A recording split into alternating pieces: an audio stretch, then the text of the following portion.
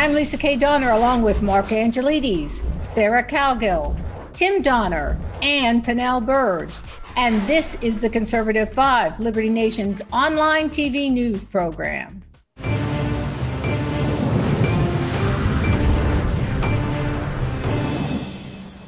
Here at Liberty Nation, we like to have a bit of fun between reporting and analyzing Joe Biden's predicted long, dark winter. And one of our best comic relief outlets, and we have several, is deciding who can come up with the best and timeliest meme. Recently, the second impeachment of President Trump provided a flurry of memes that are frankly too good to ignore. All righty, so let's begin with my better half. Mr. Donner, what crazy meme do you have for us this week? Well, my meme is one that shows how ridiculous this whole impeachment theater round 1 and 2 really were.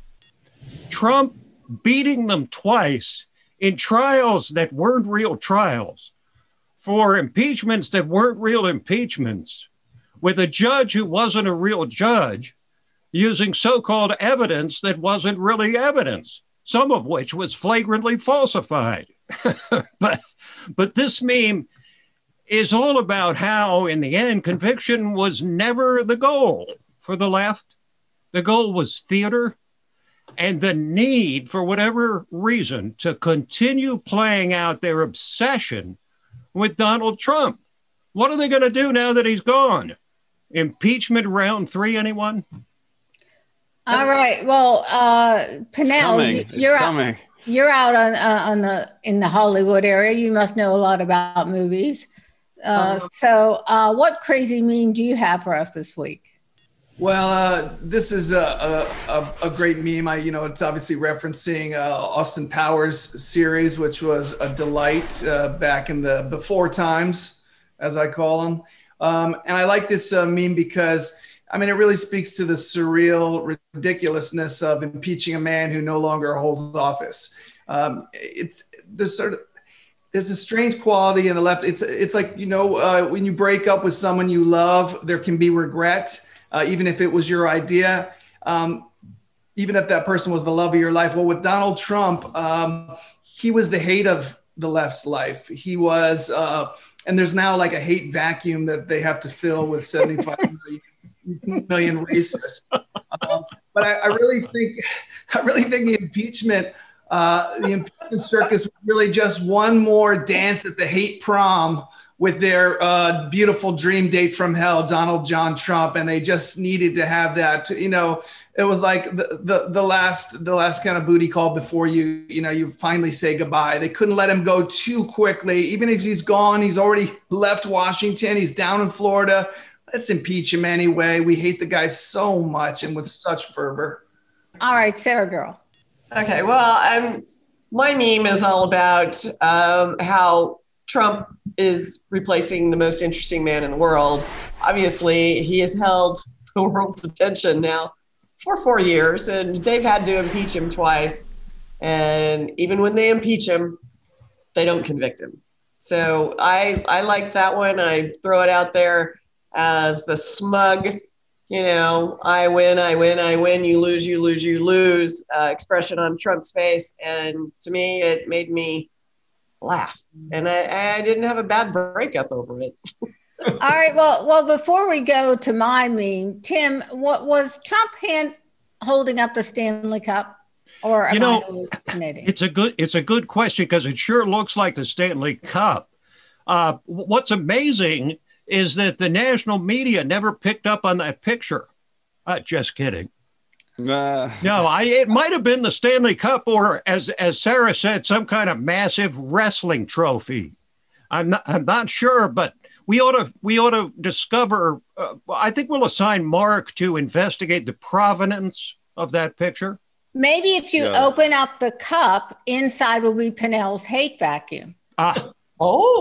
We didn't even think of that. It's a very high-end vacuum. I probably could not afford it. Go for Dyson. They're wonderful. They're much better than the hate vacuums. What about Hoover? All right. Anyway, my meme speaks for itself. Meet Owen. In the first part, you see Trump on the phone saying, "Hey, Nancy, it's Owen." The next panel has Nancy asking Owen who, and the third panel shows Trump laughing and saying, "Owen too." Anybody like that one? I love that one, and it made the rounds all over social media. I mean, I think every single person I know reposted that meme, so it's a good one. It just, and it again, it accentuates, just like the meme that I introduced. It just puts the lie to the idea that they were serious about trying to remove a guy from office who obviously wasn't going to be removed the first time. And then 12 months later, he'd already been removed from office, but they just wanted to punctuate the point. So it was never about actually removing him from office. It was just another, you know what it was? Let's just call it what it was. It was a show trial. If it was held in North Korea, it wouldn't be surprising. I mean, heck, come on. Patrick Leahy, a Trump-hating left-wing senator, serves as the judge? Please.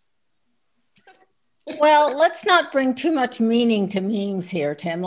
You're taking the gas out of the room. So, all right, Marco. Okay, so mine, it is what it professes to be. 2 presumptions plus 2 presumptions equals 0 facts. For me, this one rang so true of the impeachment lawyers. And it was all about, we presume this. We presume that this person reacted to this. We presume that Donald Trump meant this in what he was saying, despite actually, I mean, of course, if you look at the actual words that Donald Trump said, peacefully and patriotically protest, it was all about the presumptions coming up with no real facts, except, of course, for the facts that were made up. I'm sure you all saw the tweets that they'd applied. Somebody who worked for Eric Swalwell, or Eric Swalwell himself, put a verification mark on top of a tweet. They changed the date on a tweet. They misinterpreted the word cavalry for Calvary. Sorry, back to front. And of course, the House impeachment manager is getting fact checked in real time by the people they're quoting on Twitter. Well, maybe they're taking a page out of the Adam Schiff handbook. Well, the only good thing about the second impeachment was it allowed one of Trump's lawyers to finally and fully put the lie to the biggest lie of all, the lie that supposedly led Joe Biden to come out from the woods and decide to run for president, and that was Charlottesville. They were able to show that once again, I mean, the House manager showed only the part to show that Donald Trump is an unreconstructed white supremacist. They showed only the part where he said very fine people and so predictably cut it off right there. And Trump's lawyer continued on and showed the rest of it for whatever part of the world was watching to see that the whole basis of Donald Trump being a racist was based on a complete falsehood. Poor Joe Biden. He ran on that very thing. Well, Now that he knows the truth, retire, maybe? Sure. He deserves a good retirement. He's worked hard. He's going to get one soon, Mark. He's already on retirement. Anyway. Kamala Harris leaving banana skins around the White House. This is a tough panel to tame. And this is a tough panel to tame. So who should be named the memer of the week? Let's spin through. Tim's, Pinnell's, Sarah's, mine, or Mark's? I vote LKD. I like Owen. Owen too. I'm backing that one too. I vote for yours as well. It's fantastic. It's the number one meme for this situation, in my opinion. Oh, nice. I know. I think Sarah's. I know better just than because I love the attitude of it. I personally know better than to pick anyone except my wife's. So I'm going to go with that too. All right, drum roll, please. The winner this week is Mr. Owen 2. Thanks, guys.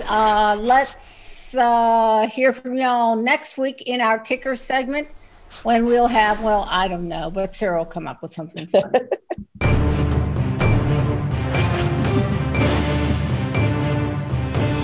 That's it for our Conservative 5 panel today. Check out our other C5 shows and segments on your favorite video platform.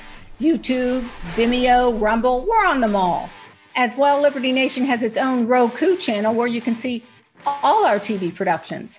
Thanks so much for tuning in. And remember to surf on over to libertynation.com. Sign up for our new member zone if you haven't already done so, just $17.76 a year.